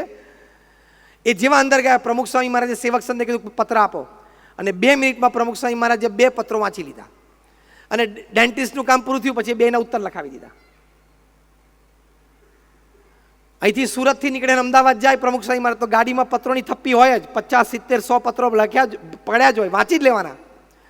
એટલે કામ પ્રત્યેનો અભિગમ રાખજો. સમય બહુ ઓછો છે પૃથ્વી ઉપર. તમે 70 વર્ષ પૃથ્વી ઉપર જીવશો, રોજના 8 કલાક સૂતા, એટલે 1/3 દિવસ તમે સૂવામાં કાઢ્યો, 24માંથી 8 કલાક, એટલે 1/3 જીવન તમારું સૂવામાં જવાનું છે. તમે 70 વર્ષ પૃથ્વી ઉપર જીવો ને, એટલે તમારા 23 વર્ષ તો ચોખ્ખા આખા ને આખા સૂવામાં જવાના છે. તમને ખબર જ નથી કે તમે અસ્તિત્વ ધરાવો છો કે નહીં. એટલે સમયની બહુ કિંમત રાખજો. Don't pass time, otherwise time will pass you. એ અભિગમ સ્પષ્ટ રાખજો. એટલે કોઈ પણ પ્રકારનો આળસ નહીં, અભિગમ છે. દરેક મોમેન્ટની કિંમત છે, દરેક સમયની કિંમત છે, એ જીવનમાં દ્રઢ રાખજો. એ કામ પ્રત્યેનો અભિગમ છે. તો આવા 3 પ્રકારના અભિગમ, જે 3 ક્ષેત્રો આપણા જીવનના મુખ્ય છે, કામ, સંબંધો અને પરિસ્થિતિ. તો એ 3 પ્રત્યેનો અભિગમ આવા મહાપુરુષોના જીવનમાંથી આપણે શીખાય છે. લેથાર્જિક અભિગમો નહીં રાખવાના. લેથાર્જિક અભિગમોમાંથી આપણે ચેન્જ લાવવાનો છે. તમને ખબર છે, અમેરિકામાં જો લાઇટ જાય ને, તો અમેરિકન્સ તો તરત જ ફોન ઉપાડે અને કંપનીને ફોન કરે, લાઇટ ગઈ કેમ, જવી જ ના જોઈએ. એ અમેરિકન અભિગમ. જાપાનમાં જો લાઇટ જાય ને, તો જાપાનીઝ બિચારો સેલ્ફ હેલ્પ છે. ક્યાંકથી સ્ટૂલ લઈ આવે, ખુરશી લઈ આવે, એની ઉપર ચડે અને પોતાનો ફ્યુઝ ચેક કરે. એ જાપાનીઝ અભિગમ છે. અને ભારતમાં લાઇટ જાય ને તો બારી ખોલીને જોવે, બધાની ગઈ છે ને, જાય.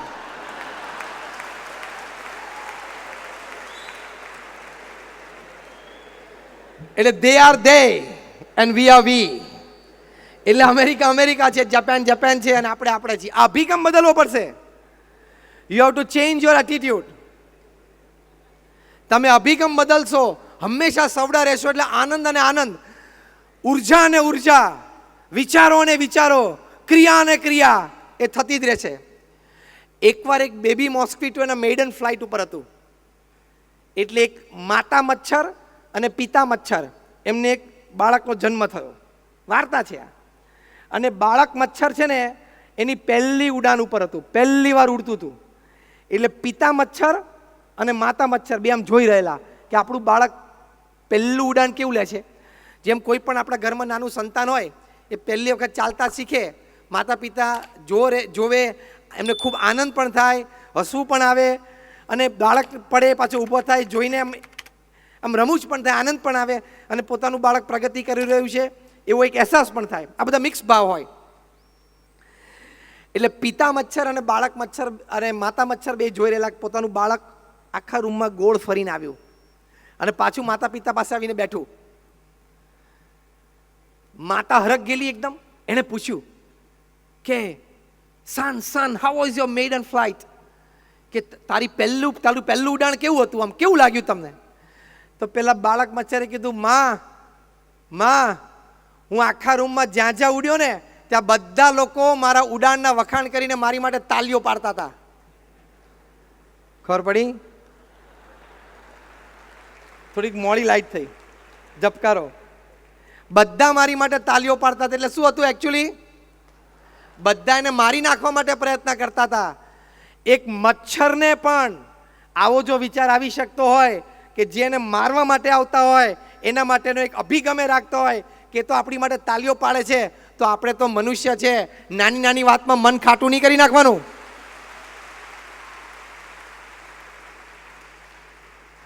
નાની નાની વાતમાં તમે મન ખાટું કરી નાખશો તો જીવવાનો કોઈ હેતુ જ નથી. If I am right everything is right. હું જો સૌડો અભિગમ રાખીશ તો બધું સાચું ને સારું જ છે. એ રીતે જ જીવવાનું. તો હંમેશા પ્રમુખ સ્વામી મહારાજ 94-95 વર્ષની ઉંમરે સંપૂર્ણ વ્હીલચેર બાઉન્ડ હતા સારંગપુરમાં. વાણી બંધ થઈ ગયેલી. પોતાને વ્યક્ત થવું હોય તો વ્યક્ત ન થઈ શકે. મોટી ઉંમરે જે ગંભીર બીમારી આવે એ પ્રકારની આ બીમારી. પણ અમે એમને ખૂબ સ્થિર અને શાંત જોયા. ડૉક્ટર રોજ પૂછે કે સ્વામી કંઈક ફરિયાદ છે, કંઈ કહેવું છે? પ્રમુખ સ્વામી મહારાજ એક જ રીતે કહે, એટલે કે બધું સારું છે. એક વખત સાહજિક પ્રમુખ સ્વામી મહારાજને પૂછ્યું કે સ્વામી તમે કંઈક કહો તો ખરા, તમને કંઈક થતું હોય તો? સ્વામી કે વૃદ્ધાવસ્થા હોય એટલે થાય, એમાં શું ફરિયાદ કરવાની? જો આ અભિગમો છે, આ સ્વીકાર છે, તો આવા અભિગમોથી વ્યક્તિ સ્થિર રહી શકે છે. માટે change your attitude towards your life, towards your work, towards the situations, તો તમે આપોઆપ બદલાઈ જશો. છેલ્લી વાત કહીને પૂરું કરું. હાર્વર્ડ યુનિવર્સિટીમાં એક સર્વે થયો. એ સર્વેમાં એ લોકો એક તારણ કાઢ્યું કે જીવનમાં પ્રગતિનું કારણ તમારું ભણતર કે આવડત કે હોશિયારી કે તમને સાથ સહકાર મળે એ 15%, અને 85% કારણ પ્રગતિનું એ તમારા અભિગમો છે, તમારી વિચારધારા છે, દ્રષ્ટિકોણ છે. આ હાર્વર્ડ યુનિવર્સિટીનો સર્વે છે. હવે તમે આપણી શિક્ષણ પદ્ધતિ જુઓ, એજ્યુકેશન સિસ્ટમ તમે જુઓ. આપણી એજ્યુકેશન સિસ્ટમમાં બધે ઓલ ઓવર વર્લ્ડ 90% આપણને ભણતર આપવામાં આવે છે. 90% સમય એ પેલી 15% માટે આપવામાં આવે છે. અને 10% સમય એજ્યુકેશન સિસ્ટમમાં શિક્ષણ પદ્ધતિમાં એવો છે કે જે પેલું 85%ને ઇફેક્ટ કરે છે. બહુ જ મિસમેચ છે. 5 સુંદર વિચારો એક લાઈનમાં બોલું છું. એ વિચારો લઈને આપણે પછી જઈ શકીશું. રોન કુર્તુસે સુપર પુસ્તક લખ્યું છે ધ 5 ચેમ્પિયન ક્વેશ્ચન્સ. એમાં પહેલો પ્રશ્ન રોજ તમારી જાતને અત્યારે રાત્રે પૂછવાનો. આજે રાત્રે સુવા જાવ પહેલાં તમારી જાતને 5 પ્રશ્ન પૂછજો. પહેલો, વેર વોઝ આઈ હેલ્પફુલ? હું આજે ક્યાં કોઈને મદદરૂપ થઈ શક્યો? આ છે તમારું કેરેક્ટર. બીજો પ્રશ્ન, what did I learn today? મેં આજે કોઈ નવી, ભલે નાની પણ સારી વાત શીખી. આ તમારું લર્નિંગ છે. ત્રીજી વાત, where did I do a good job? મેં ક્યાં આજે કામ, મારું જ કામ હતું પણ રૂટીનનું જ હતું પણ સારી રીતે કર્યું. આ તમારું એક્સિલન્સ છે. ચોથું, વોટ એમ આઈ ગ્રેટફુલ ટુ? જે લોકો મને મદદરૂપ થયા અને મેં આભાર માન્યો, એ વેલ્યુ એડિશન છે. અને પાંચમું, how did I take care of my self? મેં મારી જાતની કેવી રીતે મારું ધ્યાન રાખ્યું? એ તમારું health, character, value, health, excellence અને નોલેજ એ તમારો અભિગમ છે. તો આવા અભિગમો સાથે આપણે જીવીએ. એક વાત નક્કી કરી રાખવાની કે આપણે આપણા જીવનનું રિમોટ કંટ્રોલ કોઈ દિવસ કોઈ વ્યક્તિ, કોઈ સંજોગ, પરિસ્થિતિના હાથમાં આપવાનું જ નહીં. રોજ કહેવાનું કે હું ધારું તો જ હું દુઃખી થઉં, બાકી કોઈ વ્યક્તિ કે પરિસ્થિતિ મને દુઃખી ના જ કરી શકે. એટલા તો મનોબળ સાથે દિવસની શરૂઆત કરવી. તો આવું મનોબળ અભિગમથી દ્રઢ રહેતું હોય છે. આપ સર્વેના જીવનમાં, અમારા સર્વેના જીવનમાં રહે એવી આજે ભગવાન સ્વામિનારાયણ ચરણોમાં અમે પ્રાર્થના કરીએ છીએ. ગુરુ હરિ પ્રમુખ સ્વામી મહારાજ અને પ્રગટ ગુરુ હરિ મહંત સ્વામી મહારાજના ચરણોમાં પ્રાર્થના.